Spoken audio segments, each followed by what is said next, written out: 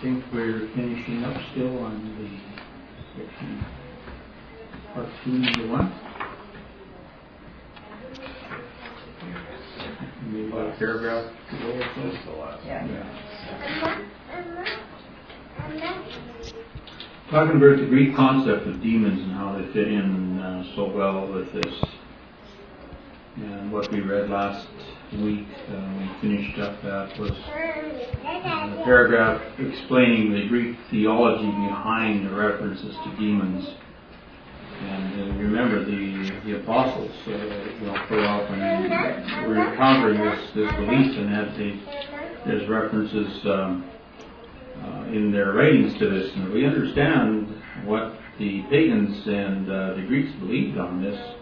It helps to make even more sense of what the apostolic writings are meaning when they refer to this.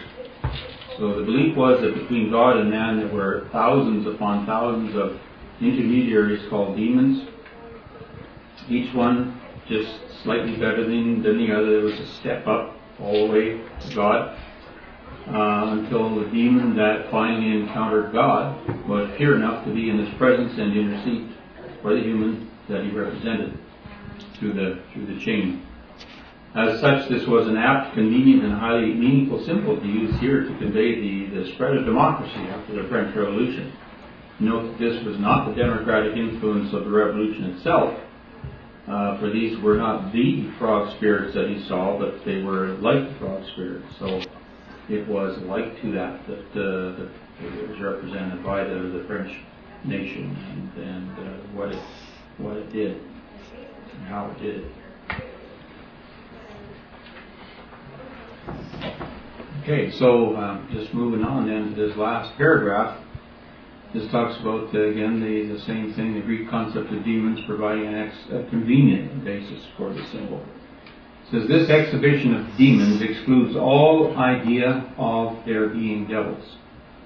But this teaching of Socrates and Plato, styled by Paul the wisdom of the world, is made foolish by the gospel. Nevertheless, its fiction was convenient for symbolical representation of political analogies.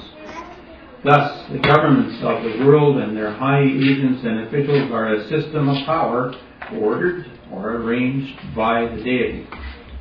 They occupy a position in the air. Chapter 16, verse 17, or political firmament. So here, there is the political firmament, intermediate between him and mankind in general, between the deity and mankind in general.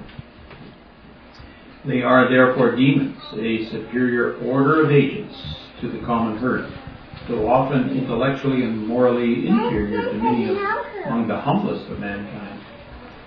In unfigurative language, kings, cabinets, councils, conferences, ambassadors, ministers of state, and such like are the demons of the prophecy in hand. They are not to be confounded with the demonia of chapter 9, verse 20. The fictitious ghosts of the virgin goddess and of all the other saint gods and saint goddesses of the Romish superstition are the demonials answering to the demons of the pagan Greeks. But the demons of this chapter, chapter 16, verse 14, are real official men such as the Sultan, the Austrian and French emperors, the Pope, and their political representatives. So the demon symbology fits the significance quite well. The political agents of countries, administrations, empires, state, church system, etc., occupying a position between the deity who rules in the kingdoms of men and the systems they represent, all for the purpose of preparing and directing these systems or political organizations for the Battle of Armageddon. Speakers. Surprising how that idea is still very strong. I was listening to a program on the radio the other night. It was fairly late, and he was talking about these demons, and he says the Bible is a good book to read. It's got prophecy, and he didn't really acknowledge God. But these extraterrestrial beings. On another way of looking at it, maybe not so surprising. Consider how deeply embedded it was, and how much that's become incorporated into the Christian religion. Yeah. It's probably not that surprising that it's still there. Yes. But it's interesting that it's a lesson to us too, that we for certain applications, we don't want to just dismiss that altogether. As Brother Thomas says here, it has its place, and in fitting a symbol here, it brings to our mind the ideas that's behind the symbol. Because in this system, in this order of things, there's all these men he talks about. They occupy all different steps in the chain, in their order of things. They have their classes and their structure. None of them got this there. None of them would want to be called demons, that's for sure. It's the sultans and emperors and the popes and the political representatives. Yeah, they don't want to be called demons. Yeah. So these demons weren't necessarily evil beings to No. them. They were almost like an In angel in a sense. In that sense, they were almost a good thing. Like in their belief system, they took the place of what Christ does for in our mind. Right. It was bridging a very necessary large gap between God and man. And they just sought to intellectualize it in their own way. They call them interterrestrial beings. Right. The demons can be good or bad, depending on the context. Right. Doesn't he distinguish the original words are different for devil and demon? Yeah. Definitely are different and have a different application. Diabolus, Demon, and Satan are different words that can fit different contexts.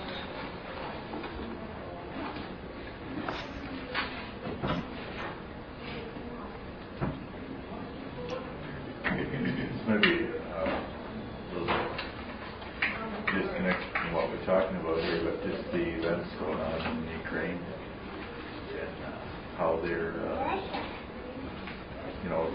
one country. Not disconnected at all. Well, It's very, very applicable. yeah, the politics and Yeah. the back and forth and the things that are going on behind the scenes that we don't see. Just the truth that No one this money. spirit of democracy, when let loose, has caused, yes, it's brought about freedom, but it's caused a lot of trouble too, Yes. in the sense of people ferment, given license to free-thinking, and which is fine if it's used properly, but it's not used properly.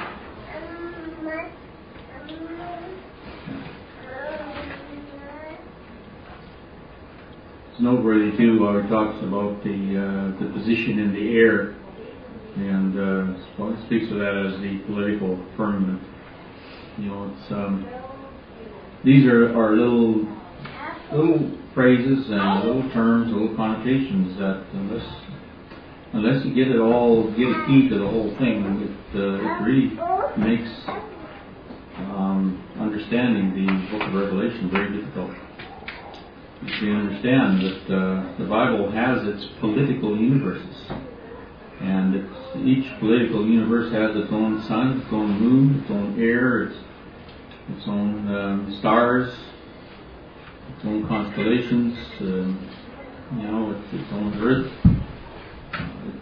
everything that we can apply to the literal universe out there can be applied to a political universe, be it Mosaic, Roman, Pygmalion, it all have it.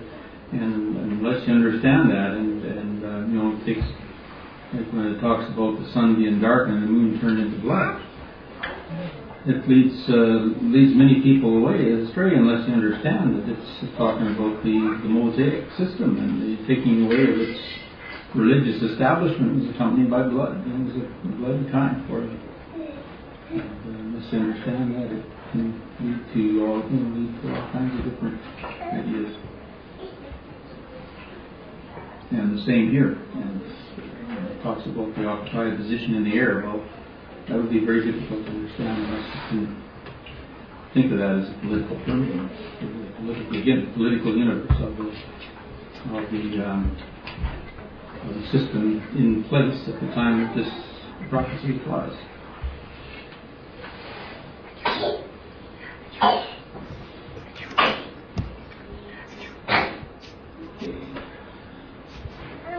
I think probably is there anything there that talks about the pneumonia there at chapter 9 and 20, 16, 7, 9 and 20 there too is maybe good just to check that out. That's Revelation 9 and 20 it is.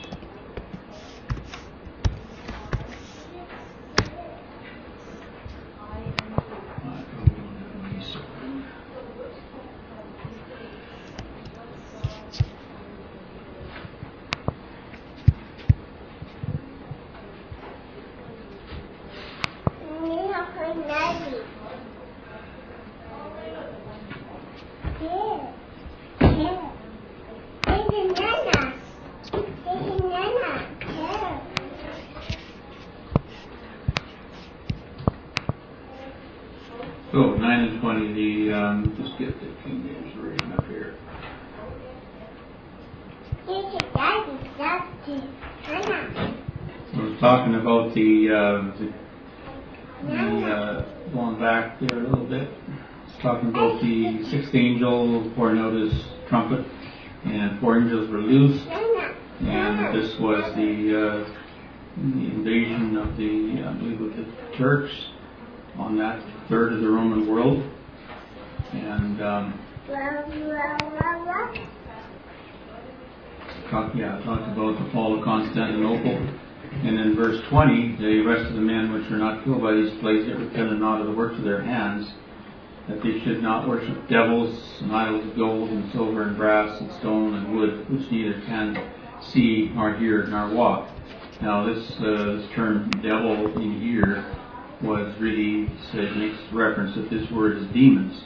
The Greeks gave the title to an inferior race of divine beings, which we just considered. But here it describes the Catholic worship of the saints and departed spirits that Paul predicted that they would do. He's saying, well, there's a difference there, and really how we interpret or make that distinction there is by the context of the verse, of the passage, and where the context of the passage in where we're reading about the frog spirits has to do with more of the political firmament. Here it's having to do with the religious aspect of it, which would refer to the Catholic worship of these creatures.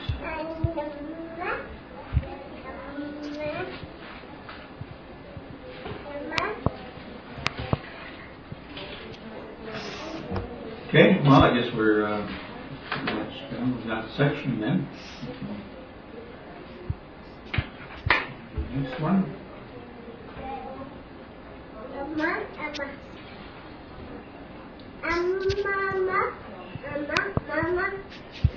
that is section, it's part 2, it's called Lake to Frogs.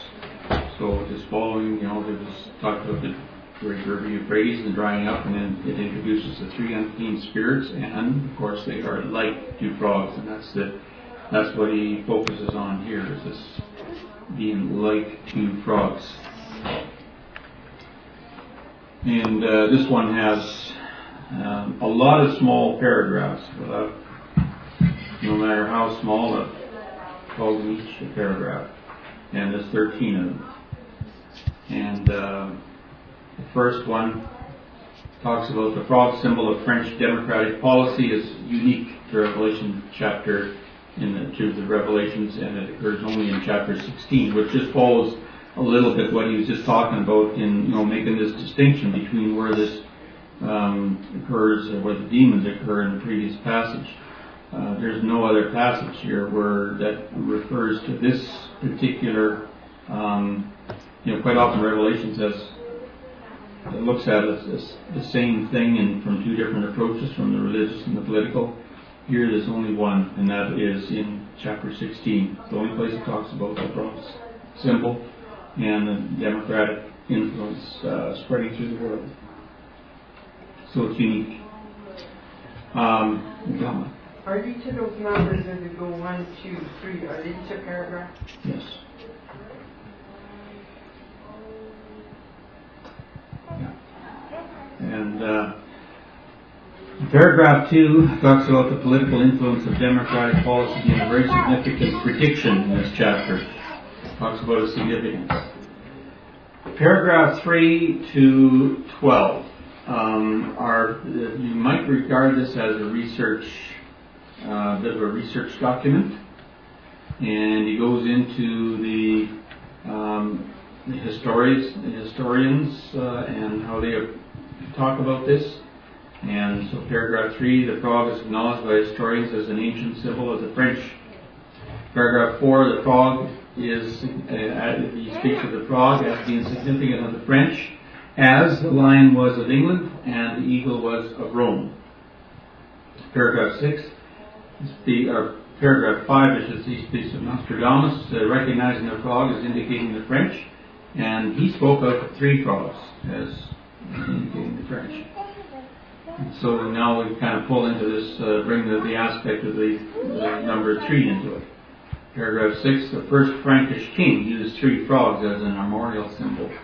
Paragraph 7, evidence from the time of Clovis, 3 frogs displayed on the French banner. Paragraph 8, further evidence showing 3 frogs on the shield of Clovis, king of France. These are all bringing forth evidences, nailing down the fact that frogs represented the French. Paragraph 9, evidence indicating that 3 frogs were displayed on the French coat of arms. Paragraph 10, an indication that Burmans, meaning mud, were the race of kings using the French frog symbol. Paragraph 11, historian mentions Louis VI coin with the frog and an inscription, land and water are mine. Paragraph 12 brings forth an encyclopedic reference to 3 frogs blazoned on the French coat of arms. Paragraph 13, he wraps up this whole little research project with the conclusion that frogs are emblematic of the French democratic 3-dimensional influence.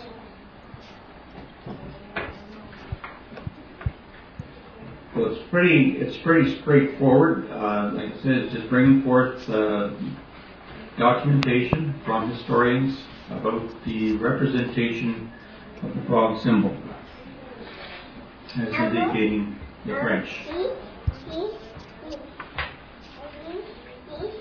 So in paragraph 1, this is where he talks about the frog symbol of French democratic policy being unique to Revelation. He says this is the only place in the Apocalypse where frogs are where frogs are introduced. They are produced here by way of illustrating the character of the spirits that, in the period of the 6th vial, would issue forth from the dragon, beast, and false prophet, governments to all the rulers of the earth and habitable, and in a parallel series with the series of events by which the power of the Euphratean Ottoman Empire is drying up. This is occurring at the same time. This is not in sequence. This is at the same time as the drying up of the Euphratean power. It may go beyond it, but it was occurring also at the same time, and was the influence that caused it, that brought it about. There can be no doubt that the wrath of the 6th vial is and has been for the past 48 years, that is to the time of this writing, I think that would take you back just about to the turn of the 19th century there. Past 48 years drying up of this power. This is not to be gainsaid. It is an event, a sign event, too notorious and palpable to be disputed. On the supposition that the reader is not one of the hypocrites who cannot discern the signs of the times, but is an intelligent observer and reader of current history, I would ask him, what power has been the most officious, suggestive, active, intriguing, and meddlesome in all the political questions that have agitated the world during the past 20 years, and amidst the greatest professions of peace and progress, has in that period caused the most wars and the greatest apprehensions of more? To this inquiry, but one answer can be given, and that is the imperialized French democratic, termed the Second Empire. This is a remarkable and leading feature of the times. French imperial policy is the moving and formative spirit of the situation, and when brought to bear upon Constantinople, Vienna, and Rome, political results are developed, or unclean spirits go forth, in which the hand of the French diplomacy is plainly to be seen. The spirits exhibit froggy characteristics. So in the days of the author, there was no power more meddlesome and causing more issues than the French. And it was occurring with the battle cry of liberty, equality, fraternity. This influence proved to be political contagious, as it had a relatively rapid uptake by other powers and nations around the world, and influenced future political, military, religious, and economic activities to an extent unrivaled by anything in the world's history. All of this was predicted in this passage, this very unique passage of the Bible, 2 millennia ago. Gordon? So we see that same thing going on in what's happening in Quebec, and all of the Cajuns in the U.S. are very much, do your own thing. Yeah. They're famous for that. Or Mardi Gras and all that. Right, and it's, these were like the French. Now what he's doing here is drawing from the literal French, the frogs themselves, saying this was the influence that they had in the nations at that time. So when you apply the likeness of that, as other nations did the uptake on that liberty, fraternity, equality ideology, then there were all these other spirits going like these frogs that went forth, and we see the likeness operating in Ukraine today and in other areas of the earth. So, I guess probably one of the primary vehicles of that at the time is the creation of the Statue of Liberty. Yeah. It was that was the symbol of it. the French were being the demons. Yeah. Yeah. And where was it erected? Yeah, U.S. That was the idea. It was a gift to them, wasn't it? Yeah. To keep it up. Yeah. It's infiltrating the world.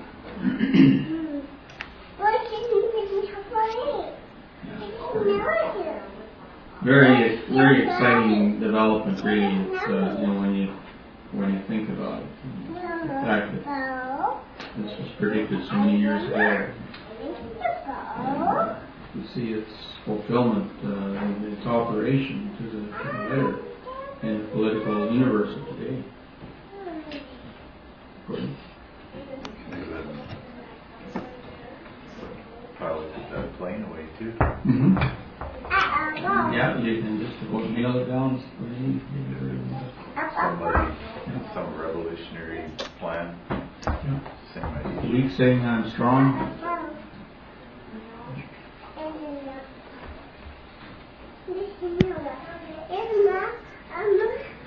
Okay, so we'll go to paragraph 2. It talks about the political influence of democratic policy, a very significant prediction in this chapter. He says, such is the great and undeniable political fact, which is as much the subject of the prophecy of the sixth vial as the drying up of the Ottoman power and the coming of Christ. These are all subjects of the sixth vial. So this is as great a part of it as any of the other parts.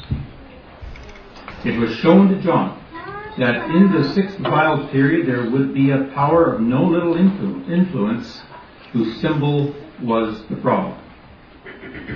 If then it can be established that the frogs are immemorially representative or represented on coats of arms and in armaments, they're represented in that way of the French power. If it can be represented, we shall have a harmony between historical and present facts. And the prophecy is one of the great signs of the times, which no sane and candid observer will venture to neglect or dispute. The testimony to establish this is as follows. So this kind of opens the way. The prediction of this chapter, he says, concerning vial 6 was that all the events occurring under it would be predicated by a power symbolized by a frog, and that the influence emanating from it would prepare the national and international structure of the world for the events of Christ's return. This amazing prediction can be confirmed by examining three-party historical reference concerning it. Or a three-part historical reference concerning it. No, that's not right. What I meant to say there was third party. I should have put the word third in there. Confusing.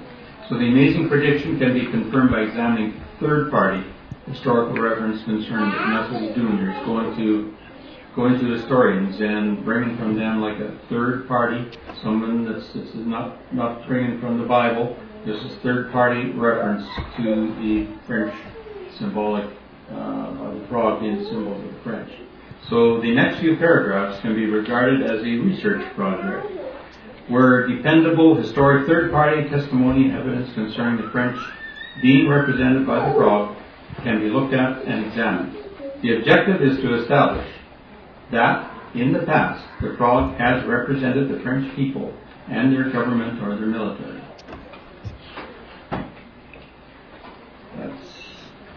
That's where he brings us to with this at the end of this paragraph. That symbol of the frog is stuck with the French. I remember during the last war, my cousin used to say you could tell the French regiment when they marched because you could see their feet going out like a frog.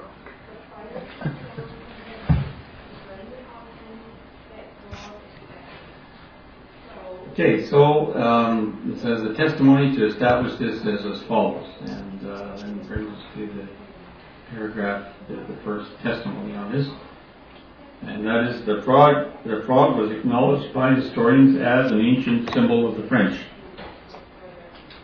And the first one was Montfaucon in his monuments. I'm not going to even try to read that.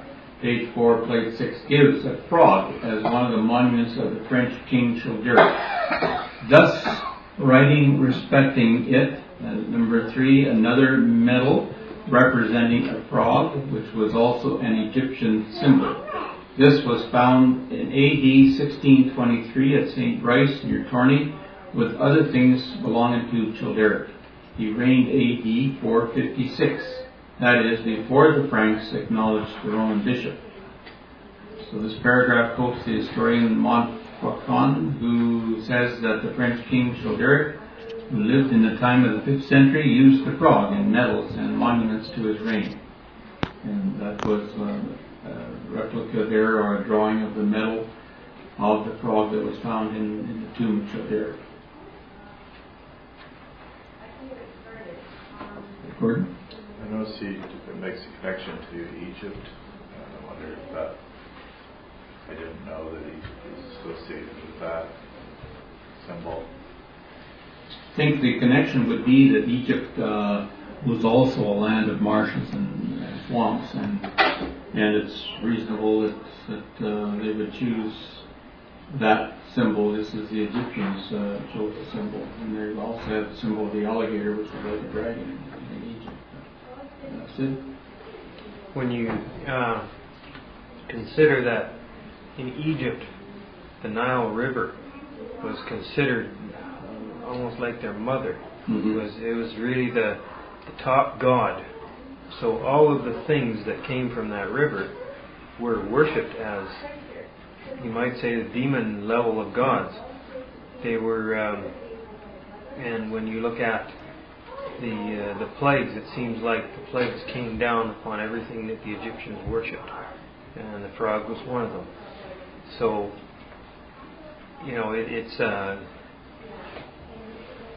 I don't know if it means that Egypt was necessarily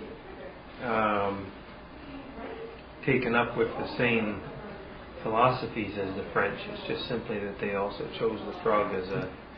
And that's what this historian is bringing out. I mean, he hasn't got any interest really in that much in making an analogy between Egypt, I don't think, and the French in terms of the prophecy occurring here in Revelations. This wasn't Brother Thomas writing here. But you can see that as I said, the reason for just saying it's logical that they would choose a frog, just as the Egyptians did, because you have to remember, as I said, the Nile River flowed from mid-Africa all the way for thousands of miles and emptied into the Mediterranean Sea. And so at the point where it emptied, of course, it brought with it everything that it collected, and a lot of fertility, and it resulted in that whole area there in the land of Goshen, which was hugely fertile, but also very large, swampy, marshy areas there that brought. That's where the frogs congregated as it emptied into the Sea of Nations.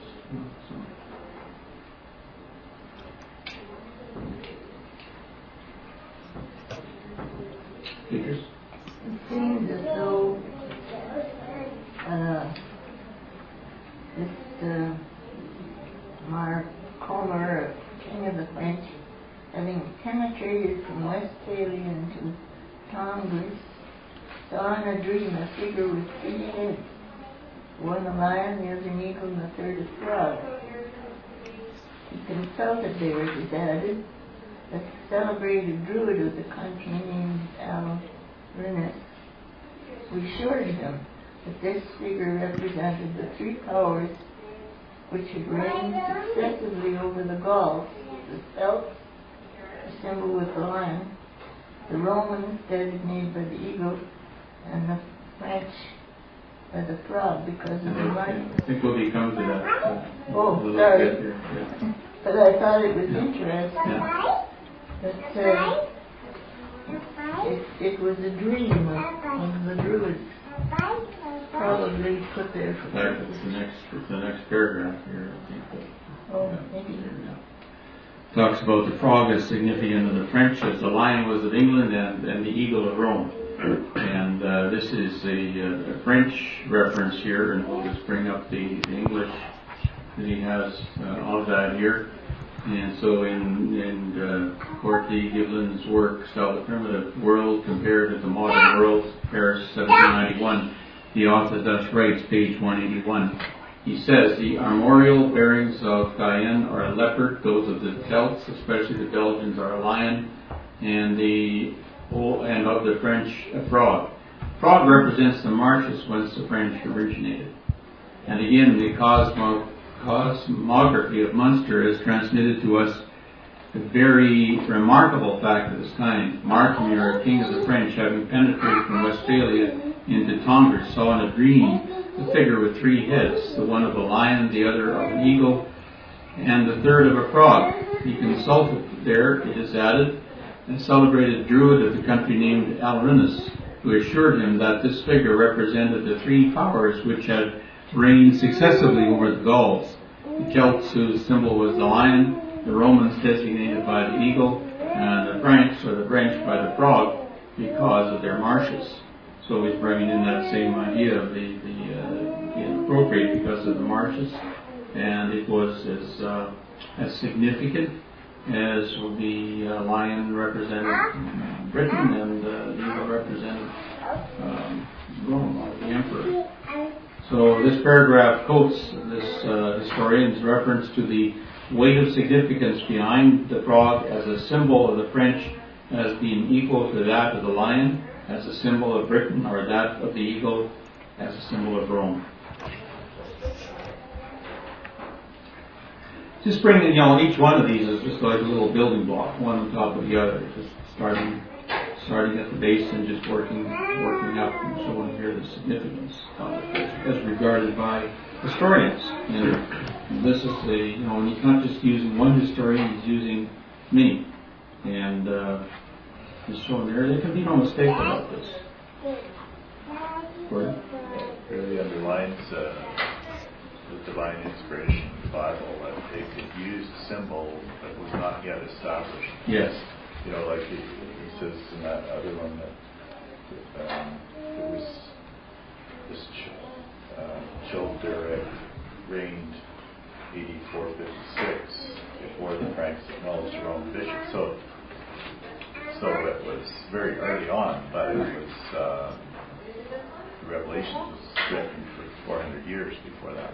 Yeah, he draws a likeness in this concluding paragraph where he says that when this was given to John, he says the French weren't much different than the natives of North America before it was discovered by Columbus. They were not much different than that. So it's always a remarkable thing that the Spirit has designated signs of a country or an entity before that country actually existed, one of the most remarkable is the signs that are designated to the Catholic Church, which they have since tried to get rid of because it paints them in a bad light, but they are unable to. So it just once the Spirit has assigned us something as significant of a certain entity, they can't get rid of it even if they wanted to. Everything they do falls back into the same mold. It's just amazing. Absolutely right. The bear is their own symbol, because you can't get away from that. No. And that's acknowledged by third party representatives all over the world, by those, particularly by those drawing the graphic representations of it. That's the first thing they do, is they draw a bear to represent the Russian, or lion to represent the British. It's just a well-known fact. That's when they cartoon, that's what they use. Yeah.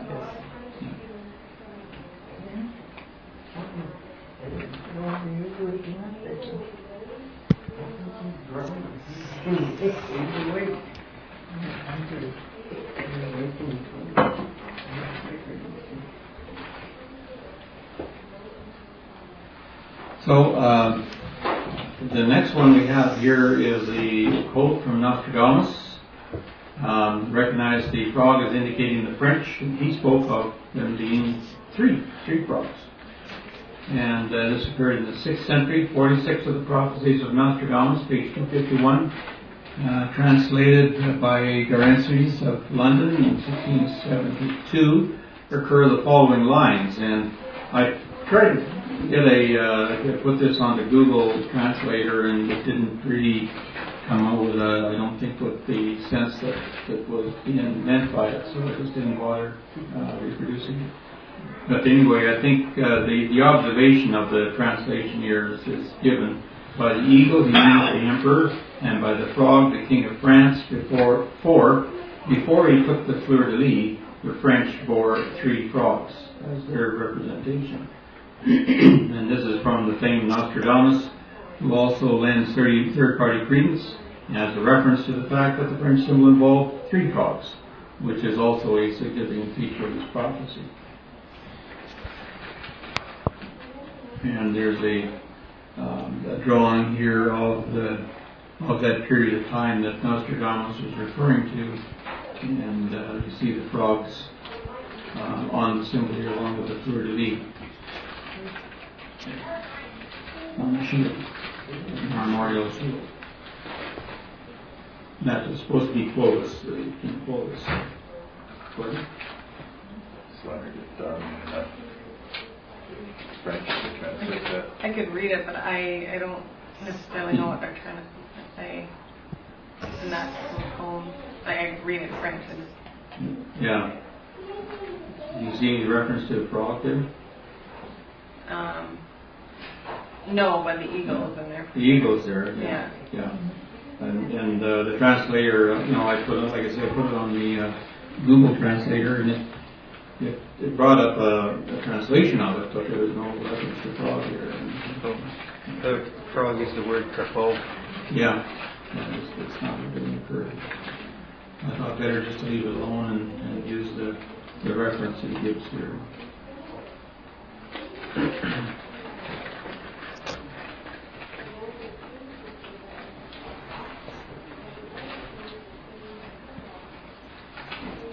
Okay. And the first Frankish king, paragraph 6, and the next one, and number 4, the reference number 4. And the first Frankish king used 3 frogs. So now he's focusing, going in on this research here and bringing out the 3 aspect of the number 3 in relation to the frogs. And used this first Frankish king used 3 frogs as an armorial symbol, much like the illustration we just looked at there as well, in that drawing on that. This would be a drawing of them. In Pinson's edition of Fabian's Chronicle, at the beginning of the account of Pharamond, the first king of the Franks, who reigned at Treves about AD 420, so this is going right back again to the time around just before Childeric, there is a shield of arms bearing 3 frogs with the words beneath, "This is the old arrays or arms of France." So again, a reference by Pinson that as far back as the early 5th century, there is evidence of Pharamond, first king of the Franks, using 3 frogs on the Frankish shield of arms. So, this comes very much into league with the, 3 unclean spirits like frogs come out of the mouth of the dragon, beast, and false prophet. So, number 3 is probably as significant, or almost as significant, as the frog. That's the symbol of the frog. The fact that there's 3 of them. That's a very important thing to establish as we go forward. And another short paragraph 7. This is evidence from the time of Clovis. The 3 frogs are displayed on the French banner. It says the banner underneath, having upon it the 3 frogs, is from ancient tapestry in the Cathedral of Reims, representing battle scenes of Clovis, who is said to have been baptized there after his conversion to Romanism. So 3 frogs also appeared on the French banner, or the French flag. On these flags or banners were very significant standards. They usually led the battle configuration at the front of the battle. And so it was very significant that this would be displayed on. Did you notice that if you saw in the news that, I don't know what, the French are kind of having an election or something, and they had these flags on, blue and white, and the fleur de lis? Yeah. Yeah, it's very, very significant, and in Quebec too, they use the same thing. Paragraph 8, further evidence showing 3 frogs on the shield of Clovis, king of France. So it says the next engraving is from the Franciscan church at Innsbruck, where is a row of tall bronze figures, 23 in number, representing principally the most distinguished personages of the House of Austria, the armor and costumes being those chiefly of the 6th century, and the workmanship excellent. Among them is Clovis, king of France, and on his shield 3 fleur de lis and 3 frogs, with the words underneath, Clovis, the first Christian king of France. So you see that shield there. And engraving was an engraving from the church at Innsbruck. So the three frogs, the three fleur-de-lis, another French symbol adopted later by the Bourbon line of French kings. But note the author's reference to the distinction between the frogs as representing the French people and the fleur-de-lis as representing the Bourbon kings. That comes out a little later on. It makes a clear distinction between the frogs and the fleur-de-lis, which is a really important thing to the prophecy, because it's not, you didn't see three lilies coming out of the mouth of the dragon, the mouth of the beast, and the mouth of the false prophet. You saw three frogs. I think those lilies grow in that part of France. Grow in the same part, so it's very, the bourbons were meant mud, bourbon meant mud, and it was very, both frog or lily could have represented them. The bourbons chose the lily. They all said they're frog because all bourbons are French, but all French are not bourbons.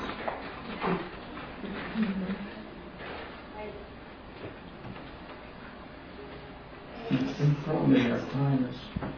Oh yeah, well this is not much. We'll do this one here. Paragraph 9. Evidence indicating that three frogs are displayed on the French coat of arms. Is that number 1? Is that? Yes. This is paragraph 9. It's number 1 on another little project it's going into here. Okay. And 9 and 10 is 2? Yeah, 10 is 2. Yeah.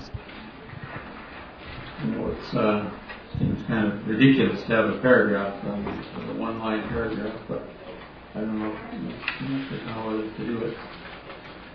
So anyway, this historian on page 155 states that three frogs were the old arms of France, without specifying what race of kings.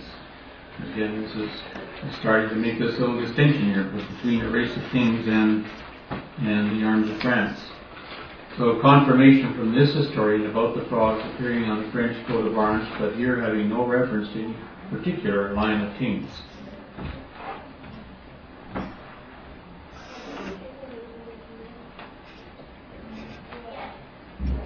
think we'll leave it at that.